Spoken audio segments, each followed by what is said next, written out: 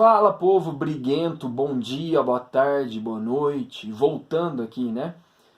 Lembrando que nós estamos falando do Segundo Reinado, política externa, estamos falando das guerras platinas, da Guerra do Paraguai, 1864-1870, e várias guerras aconteceram, mas a do Paraguai é a mais importante. E aí a gente falou do primeiro ponto dessas guerras platinas, que tem um motivo geopolítico e de interesses das nações que estão nascendo e se consolidando. Falamos no segundo passo da treta ali do Uruguai e de todo o arranjo que vai culminar na guerra, né? Blancos e colorados, apoiados por, respectivamente, paraguaios e brasileiros. E aí você tem o start da guerra ali, quando o Brasil ajuda os colorados a derrubar o governo dos blancos e o Paraguai toma as dores, apoia os blancos, invade o Brasil, aprende um navio e aí a guerra vai começar. Tá? Nós paramos aí. Agora o terceiro ponto a gente vai falar da Guerra do Paraguai em si. 1664, 1870. César, a guerra começou em 1864. Por que tem uma confusãozinha na data? Eu já vi, por exemplo, 1865. Porque assim, em 1864, no finalzinho do ano, a treta é entre Brasil e Paraguai. E aí, quando chega no ano de 1865, no comecinho do ano, aí vai ser feita uma aliança entre Brasil, Argentina e Uruguai contra o Paraguai.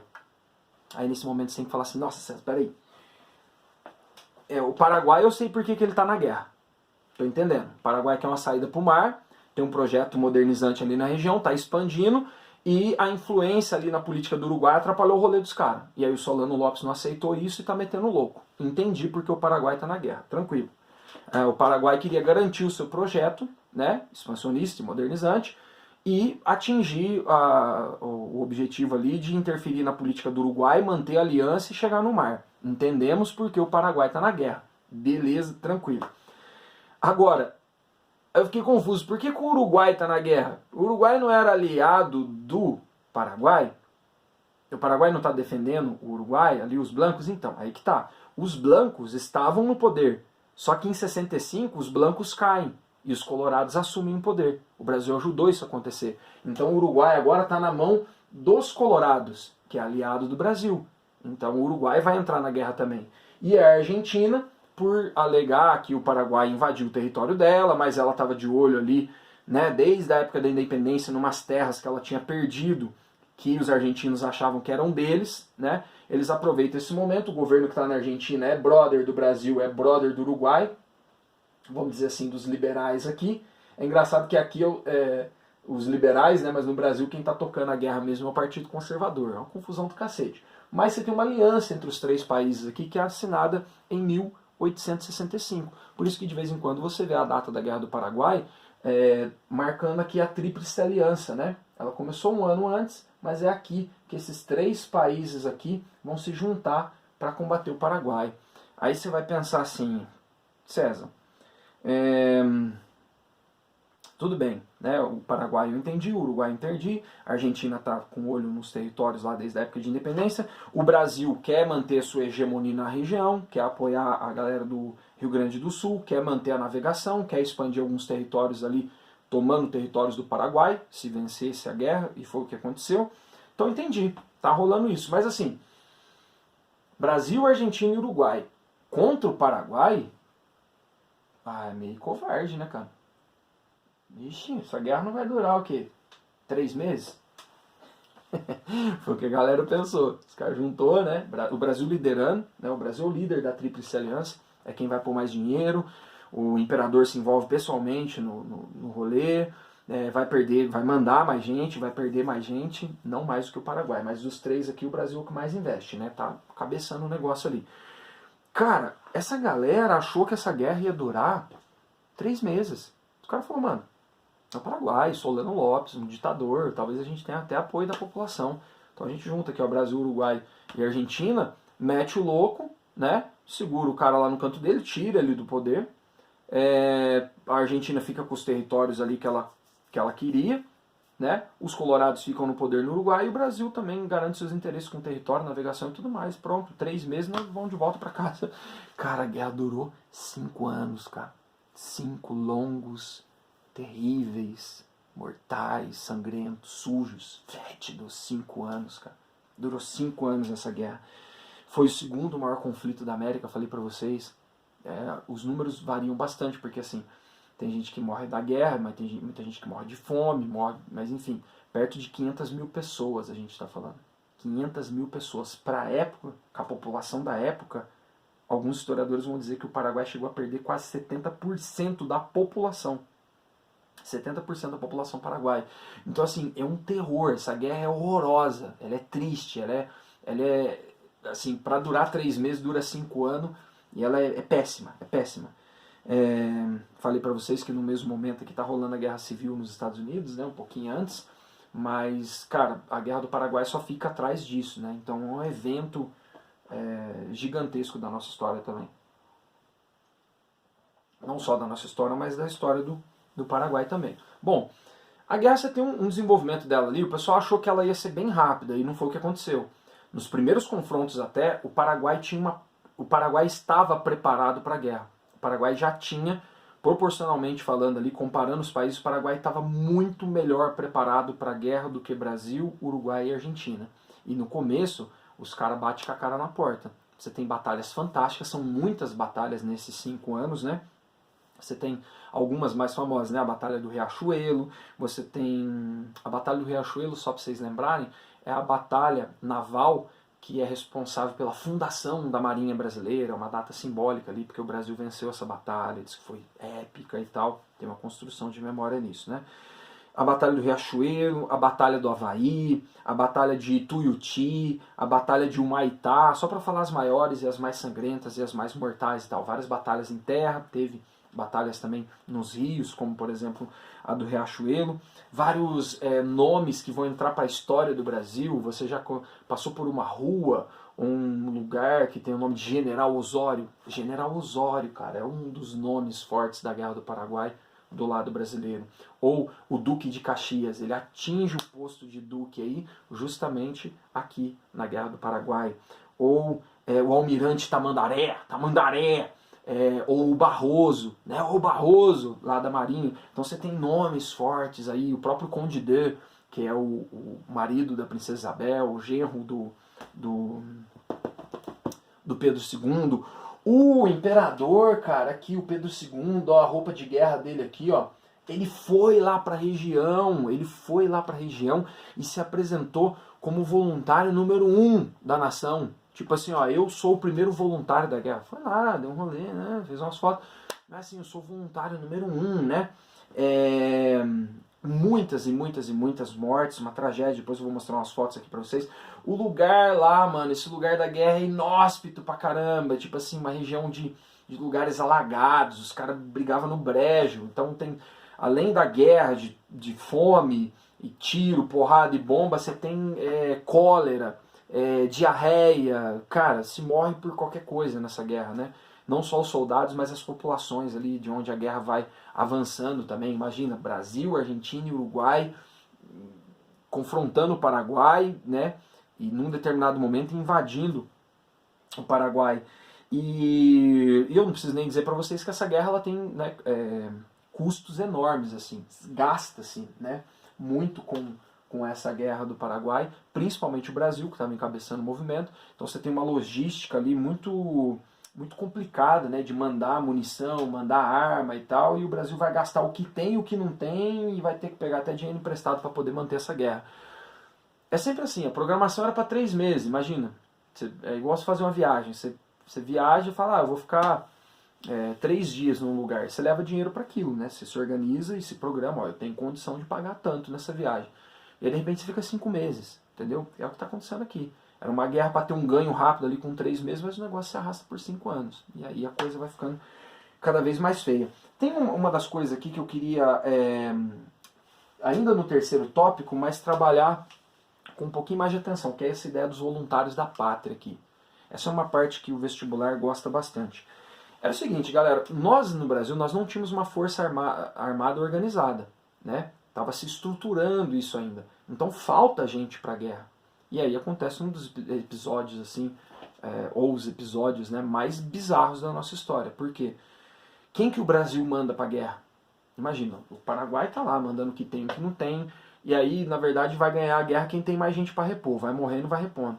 E o Brasil, cara, a princípio manda a força militar que tem, mas aí começa a faltar gente. Aí você tem um programa de alistamento para os voluntários da pátria no Império. E aí, a elite brasileira manda os seus filhos para morrer na guerra? Escreve no cantinho do teu caderno aí. A elite brasileira é covarde. Covarde. Covarde. Covarde. O que a elite brasileira faz? Manda os escravos. E ó, sabe o que os caras fizeram? Mandava, por exemplo assim, em vez de mandar o filho, ou alguém para lutar pela pátria, né? Não, vai um escravo no lugar do filho. E ainda aconteceu do Estado indenizar esse cara que mandou um escravo. Porque ele perdeu um escravo, ele foi indenizado pelo Estado. Você fala assim, como é que isso é possível? O Estado não está na mão da elite? Ela faz o que ela quer com o Estado, né? Então você tem... imagina um escravizado indo pra guerra. Os caras chegarem e falar, hoje você não vai apanhar café, você vai pra Guerra do Paraguai. Que? Guerra do Paraguai. E aí, para você ter um engajamento maior desses escravizados, ou ex-escravizados, ou negros fugidos até, foram muitos, né? Você faz promessas. Então, assim, quem não está na Guerra do Paraguai vai ter a sua liberdade... Quem não está na Guerra do Paraguai vai ter a sua liberdade concedida. Olha isso, cara. Você fazer um cara sair daqui da região sudeste ou do nordeste. Teve gente que veio do norte e veio um escravizado ali. E o cara que está fazendo aqui, cara, não sei nem onde é o Paraguai. Mas é a única chance que eu tenho de ser livre. Eu tenho que lutar essa guerra, não morrer, voltar para casa porque eu tenho mulher, eu tenho minha mãe, eu tenho alguém, eu preciso recomeçar minha vida. Enfim, imagina que luta, que desespero essa luta, cara. Dessa pessoa, né, envolvida nisso. E aí você tem... muitos eram recrutados, o que deu muito gasto para o Estado é que esses voluntários da pátria, né, muitos eram pagos também com soldos, não os escravizados, mas a população livre paga com soldo. Então, tipo, um jeito do cara ganhar uma grana era ir para a Guerra do Paraguai. Esses voluntários da pátria, quase toda cidade tem uma rua que chama Voluntários da Pátria, por conta disso aqui, tá? Mas na época a imprensa apelidou isso aí de voluntários de pau e corda. Porque, tipo assim, o voluntário da pátria, você tá lá no Rio de Janeiro, aí você tava ali no cais, ali, a polícia passou, falou, cara, você tá fazendo arruaça? Não, tô de boa aqui. Entra, aí ó, aí põe um cara na carroça, né, camburão, carroça, né, e aí prende o cara no pau e na corda, amarra ele, manda ele como voluntário especial, né, voluntário da pátria, para a Guerra do Paraguai. E aí, eu queria compartilhar aqui com vocês, ó, rapidinho, um trechinho aqui ó, das Barbas do Imperador, que diz o seguinte sobre essa questão. Com o acirramento do combate, passou-se a utilizar cada vez mais a população negra na conformação do exército brasileiro. Tá faltando gente, então põe os negros lá, né? Como condição de entrada, alforriavam-se os escravos e que também representavam um bom negócio para os senhores, já que eram indenizados ao fornecer esse tipo de voluntário. Não se tem uma estimativa, né, correta da entrada de cativos, e nesse sentido os autores apresentam dados diversos, né? Vai falar ali de 20 mil pessoas, 40 mil pessoas, mas alguns vão dizer que isso dava 10% de todo o efetivo, enfim. O certo é que com o desenvolvimento da guerra, esse tipo de participação revela-se cada vez mais expressiva. O próprio imperador incentivava a compra de escravos, forças e mais forças a Caxias. O duque de Caxias não era duque ainda, mas ele estava comandando lá a guerra, né? E precisava de gente. Então o Pedro II libera a grana e dá a força que ele precisa lá. Tá. A outra coisa que eu queria dizer para vocês aí ele fala assim, apresse a medida de compra de escravos e todos que possam aumentar o nosso exército, né? Enfim. E aí, cara, olha isso aqui. O que aconteceu? Um dos efeitos, um dos principais efeitos. Não sei se vai dar para ver direito aí. Eu coloquei algumas imagens ali, ó. Os jornais paraguaios e os paraguaios começam a pegar pesado com essa questão do exército brasileiro, porque para eles estão dizendo mais ou menos o seguinte, ó, tá, o imperador brasileiro quer guerra com a gente, mas aí na hora de invadir a gente ele não vem os brasileiros, mandam esses macacos. É pesado, assim, ó, assim era representado, aqui tá o imperador, aqui tá o Tamandaré, por exemplo. Então, tipo assim, o Dom Pedro II é apresentado como o imperador dos macacos. Porque falaram, os brasileiros não iam vir lutar, mandaram os escravos, mandaram os macacos. Olha aqui, ó, os escravos, fazendo reverência a uma santa, a padroeira deles. Então isso pegou muito, assim, foi muito pesado. E dizem, assim, a história diz que um dos motivos do Dom Pedro ter levado essa guerra pro lado pessoal e tal, e queria ir até o fim, caçar o Solano Lopes até as últimas consequências, mesmo com todo mundo vendo que a guerra estava dando cagada, foi essa ideia dele ter sido muito humilhado nesse processo, né? Vai dizer que assim, ó, talvez se possa arriscar um outro argumento. Dom Pedro II teria se irritado profundamente com a associação de seu império a um reino de macacos. Como já dissemos nos jornais paraguaios, principalmente no El Semanario, por exemplo, órgão oficial da política em Assunção, os brasileiros eram chamados de los macacos, los negros, los macaquitos, numa clara referência ao modelo escravocrata e à miscigenação, existente no país. As caricaturas, mostravam um exército sanguinário composto de soldados com rabo, orelha de macaco. Nada mais agressivo para um monarca que queria fazer de sua corte uma Paris, né, aqui na América. Nada mais ofensivo do que isso para a imagem do império. No mundo inteiro essas imagens vão circular, né? Bom, cara, aí você fala assim, César, mas como é que isso pode, como é que eu ligo esses conteúdos, né? Você tá ligado quando tem jogo da Libertadores da América? E aí, normalmente você tem ali, assim, uma agressão dos times, principalmente do Paraguai, da Argentina e do Uruguai, chamando os brasileiros de macaco. Aconteceu vários casos, assim, de racismo, né, e tal, imitando macaco, fazendo som de macaco. Desde aquela época eles adotaram essas medidas, tipo assim, o ódio da guerra, toda essa imagem, né, que é criada da guerra e dos brasileiros foi usada, é usada até hoje, né? E aqui você tem uma cena muito famosa, de vez em quando aparece nos vestibulares. Esse aqui é um cara voltando da Guerra do Paraguai, um soldado negro, né, voltando liberto, vamos dizer assim, alforriado, depois de tudo que passou e tal.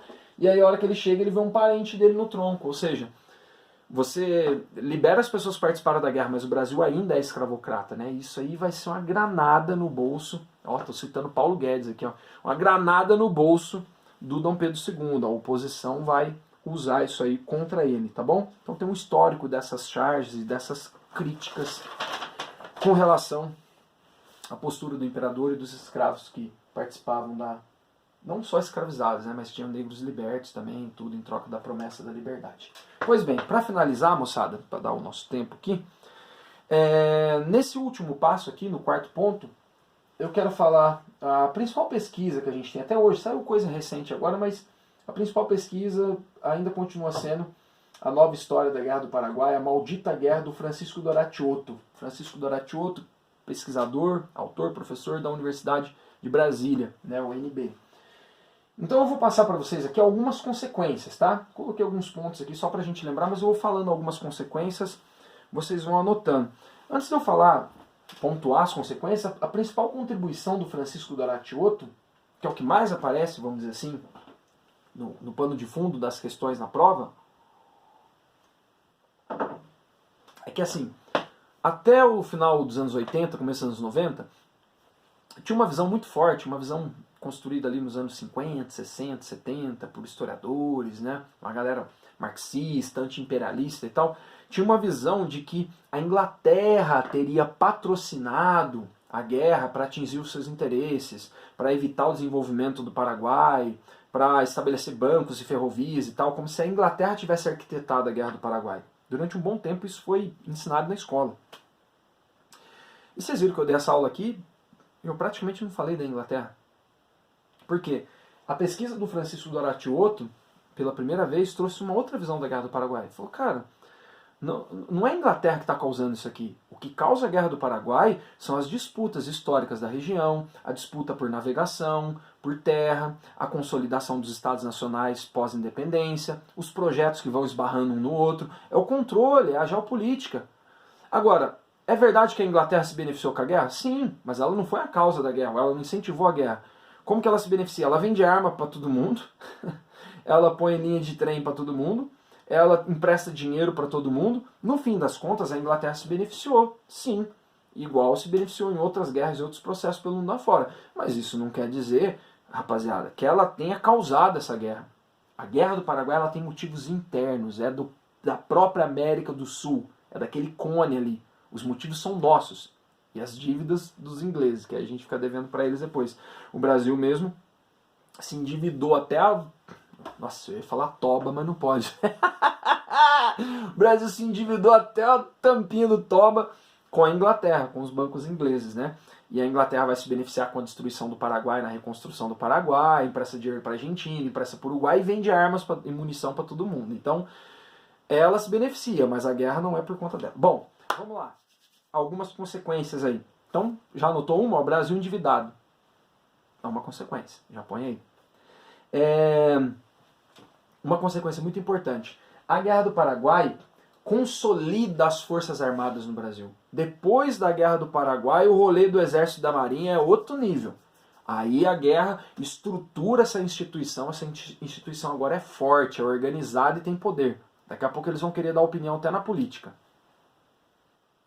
Eu tô falando desse tempo aqui, que eles se envolviam em política. Hoje não mais. Ainda bem, né? Tô brincando, vamos sério.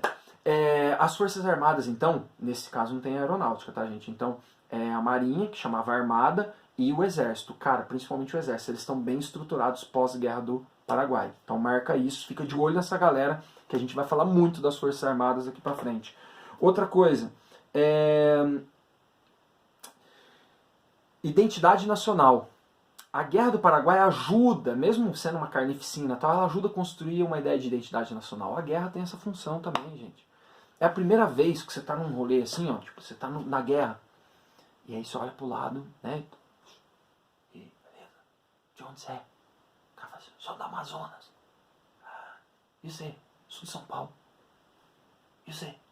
Rio de Janeiro? Oh, Rio deve ser legal, né, cara? Depois você pergunta pro gaúcho lá, o gaúcho já... É a primeira vez que os brasileiros estão se encontrando. O cara fala assim, mano, você é da Bahia, cara, mas nem sabia que Manaus existia. Como é que é o rolê em São Paulo? É a primeira vez que tem uma galera ali, e tipo assim, um dependendo do outro, e a galera torcendo a princípio pela Guerra do Paraguai, ou criticando junto a Guerra do Paraguai. A Guerra do Paraguai, para todos os efeitos, ela dá um sentimento de unidade no Império. Então é a primeira vez que, resumindo assim, é a primeira vez que tem muito nitidamente a ideia de nós e eles. É basicamente isso, beleza? Então ajuda na construção da identidade nacional. Segundo, segundo não, já foi um monte, né? Outro, protestos e críticas. Não é fácil você se manter 5 anos na guerra sem tomar um tiro na sua imagem, né? O Dom Pedro vai se ferrar nesse processo, porque a Guerra do Paraguai começa a sofrer muitos protestos, muitas críticas, principalmente dos liberais, da imprensa, das pessoas que não queriam a guerra, das pessoas que eram contra os recrutamentos forçados, das pessoas que eram contra a participação dos escravos. Os jornais começam a criticar, os intelectuais começam a criticar, começa a se gastar muito dinheiro, e o Brasil vai entrando em crise, e aí você tem críticas de todos os tipos. A imprensa vai tratar a Guerra do Paraguai como o açougue do Paraguai, onde os brasileiros vão para ser abatidos. E aí você tem assim, ó, pedrada, pedrada, pedrada, pedrada, pedrada na imagem do Império. Especificamente pro Dom Pedro II, que pegou a guerra e colocou no colo dele como quase que um projeto pessoal, né? Os custos, o horror da guerra, cara, tudo isso vai pegando mal. Então você tem muitos protestos e muitas críticas por conta da Guerra do Paraguai. Outra coisa importante, pode anotar, a Guerra do Paraguai é como se fosse um divisor de águas do Império, principalmente do Segundo Reinado. Ajuda até a gente a estudar. Se você estiver vendo um conteúdo no enunciado que está ali, ó, antes de 65, normalmente está tudo bem, de 40 a 65. Depois de 65 até 89, quando vai acabar o Império, aí é só tiro, porrada e bomba. Aí começa a fazer água de verdade. Então a Guerra do Paraguai é tipo assim, um divisor. Antes dela, estava bem. Depois dela, o Império começa a ficar mal na fita, tá bom? E aí tem uma questão pessoal do Pedro II aí. Esse mal na fita que eu falo vem muito na conta do imperador também. Ele vai sofrer severas críticas por conta desse processo. Mais uma coisa.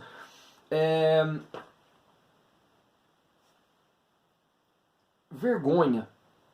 A tríplice infâmia, né? É uma vergonha, é um horror a Guerra do Paraguai. Essa caçada final que eles fazem, porque assim, em 64, em 69 se chega até Assunção. E aí depois você tem ali 1 ano de caçada do Solano Lopes, que aí ele foge para a região ali de Serra, né?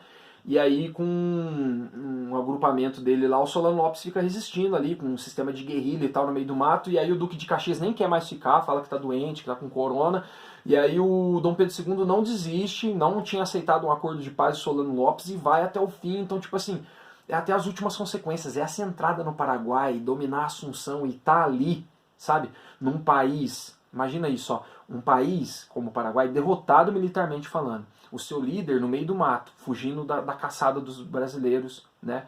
Nesse momento praticamente só brasileiros na guerra ainda, a mando do Dom Pedro. Até o Duque de Caxias falou, mano, pra mim deu. E aí manda o genro, o marido da princesa Isabel, o francês lá, o Conde D, vai você caçar o cara. E tem que matar ele, tem que acabar com o governo dele.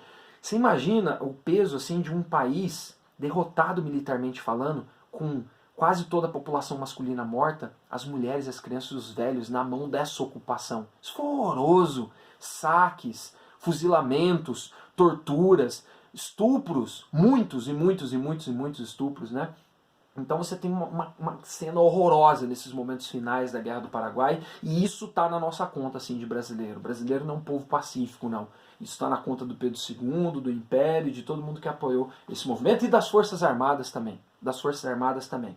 Porque o que vai ser depois contado quando o heroísmo, não sei o que e tal, no fim das contas é vexame, é vergonha, é horror, é tragédia, né? Em cima dessa população fragilizada, né? Outra coisa que você pode colocar aí é o Paraguai destruído. Uma das consequências da Guerra do Paraguai é o Paraguai totalmente destruído. O Paraguai vai perder a sua elite, vai perder quase todos os seus homens, as mulheres vão ter que reconstruir vão ter que construir o Paraguai de novo. Tanto é que em muitos lugares do Paraguai você tem uma homenagem às mulheres e às crianças, porque elas vão retomar a construção do país praticamente sozinhas. Eles chamam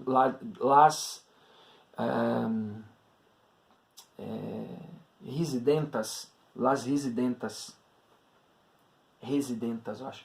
Las residentas, né? Ou as resistentes, né? As que ficaram ali para construir o país de novo, para reconstruir o país. Então o país foi todo destruído, perdeu território. O Paraguai perdeu território para o Brasil, perdeu território para a Argentina, né? O Paraguai, vários bancos, empreendimentos lá, ferrovias que o governo paraguai tinha feito e pago, vão ser tomadas ali, os ingleses vão se aproveitar desse processo aí também, os brasileiros também. Então, tipo assim, o Paraguai vai ser saqueado pós essa guerra horrorosa aí para eles, né? E tanto é que lá, assim, é o principal tema de história, é a Grande Guerra. Ser professor de história no Paraguai é saber dar essa aula aqui contando da perspectiva deles, né? Eu morro de curiosidade de assistir uma aula dessa lá um dia.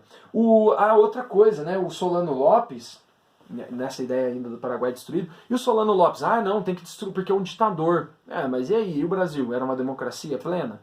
E a Argentina? E o Uruguai? Tipo assim, é o Solano Lopes que é o culpado da história? Nem santo, nem demônio, né?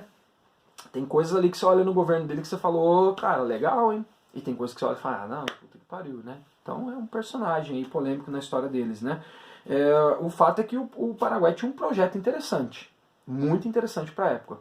Os números do Paraguai nesse momento, antes da guerra, eram melhores do que os números de Brasil, do que os números do Uruguai ou do que os números da Argentina. Vamos lá para finalizar mais uma consequência.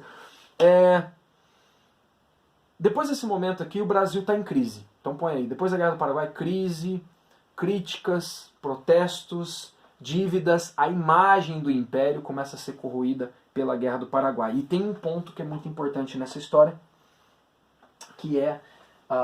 eu esqueci de falar aqui da obra do Juan Manuel Blanes, que é a paraguaia, que é muito famosa, capa de livro didático para eles lá, isso aqui. Aqui está o livro Francisco Dorati. Essa aqui é a imagem da Batalha do Riachuelo, Vitor Meirelles. É a fundação da Marinha, né? Eles comemoram aqui quando eles venceram essa batalha. E para terminar, uma questão muito importante, cara, que volta nas próximas aulas, né? O abolicionismo. Uma instituição muito forte abraça a causa do abolicionismo. Qual? O Exército. O Exército abraça, principalmente o Exército, abraça a causa do abolicionismo. Porque os negros que foram lá e lutaram, cara, os caras tiveram feitos heróicos. E a hora que você tá no meio da guerra, não importa que cor que é o cara que tá do teu lado. Tuas costas estão na mão dele. Então o Exército volta e começa a participar da campanha abolicionista. Então o abolicionismo pega um gancho na Guerra do Paraguai para ganhar força. Aguardem então cenas do próximo capítulo, porque o Império vai começar a fazer água e a Guerra do Paraguai foi isso aí, moçada. Algumas imagens aqui, ó. Esse canhão tá lá no Rio de Janeiro, eu vi pessoalmente, tirei foto do canhão, é El Cristiano, é o cristão.